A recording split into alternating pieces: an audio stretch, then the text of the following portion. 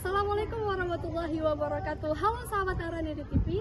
Saat ini saya sedang berada di salah satu tempat wisata bersejarah di Aceh, yaitu di PLTD Apung, tepatnya di Sungai Belacut. Bagaimana keseruannya? Ikuti kami.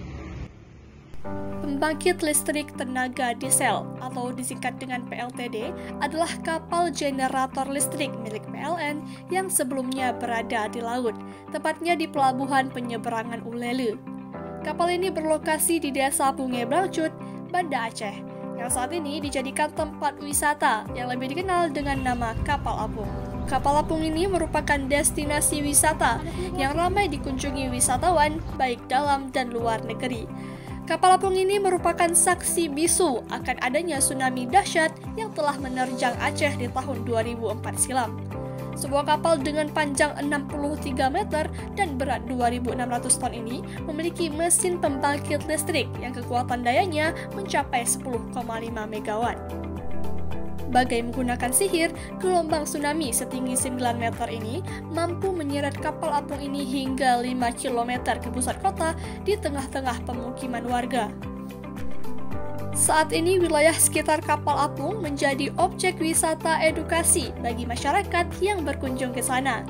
Kapal ini dijadikan sebagai monumen peringatan yang digunakan untuk mengenang para korban tsunami. Di sebelah kanan pintu masuk terdapat sebuah tugu yang bertuliskan tanggal dan waktu kejadian tsunami beserta nama dan usia korban tsunami tersebut. Terlihat juga di sekitar kapal apung terdapat sisa bangunan rumah warga yang roboh saat gempa dan tsunami terjadi. Pada tahun 2012-2013, kapal apung ini mulai direnovasi. Bagian dalam kapal apung difungsikan sebagai museum edukasi tentang mitigasi bencana, yang diisi dengan berbagai informasi dalam bentuk video ilustrasi tentang bagaimana proses terdamparnya kapal PLTD Apung. Tidak jarang, ini juga menjadi lokasi field trip bagi anak-anak sekolah untuk memperkenalkan edukasi tentang kebencanaan. Museum kapal apung ini dapat dikunjungi mulai pukul 9.00 waktu Indonesia Barat hingga 17.30 waktu Indonesia Barat. Namun uniknya, lokasi wisata ini akan ditutup sementara setiap ibadah sholat zuhur dan sholat asar sedang dilaksanakan.